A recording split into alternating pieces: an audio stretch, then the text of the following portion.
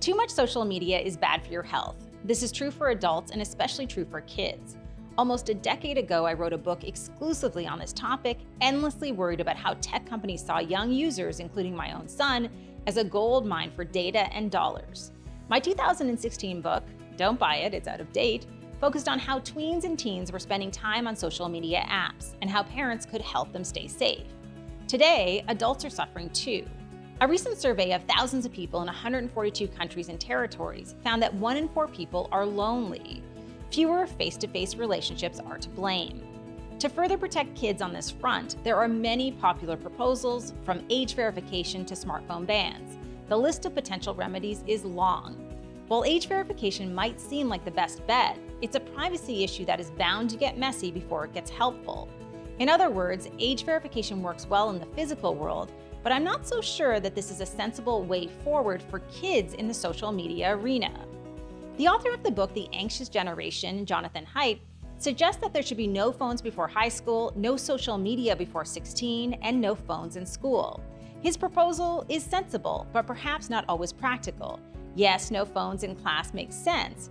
However, do we really need to lock up each child's device in a Yondr pouch, which some school boards are doing already, when no phones in school should be a rule like any other, and that rule should be enforced?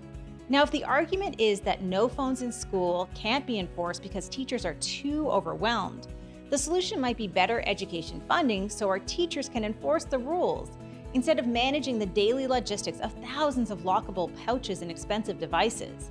After all, smartphones are just the beginning of connected life. Soon we will have widespread adoption of smart bands, smart glasses, smart pins, and more. Will we chase kids down to lock up all their high-tech toys, or simply teach better etiquette? While I do hope that we are nearing the day when social media companies are forced to design safer online experiences instead of nudging us into digitally dangerous divides, I'm not optimistic. This leaves us with poison in our pocket, aka social media. Thankfully, we have a long history of warning the public about dangerous things, especially right here in Canada. Canada has been first throughout decades of anti-smoking measures, including a variety of health warnings on cigarette packaging. We know that social media can be dangerous for your health, so why not introduce warning labels on social media?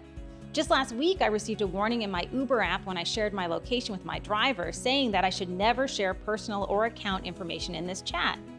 The point is, technically, we know how easy it is for social media companies to introduce a warning when someone opens one of their apps. Why should these companies get a free pass when we know that too much social media is dangerous for your health?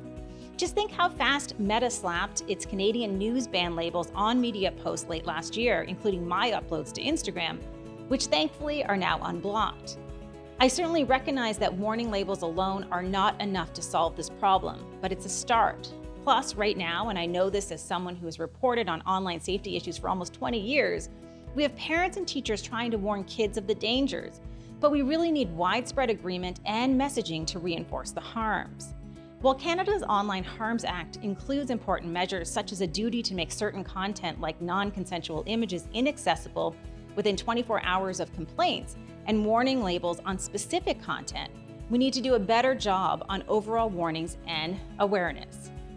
Educating citizens about social media harms is something pretty much everyone in any country can get behind.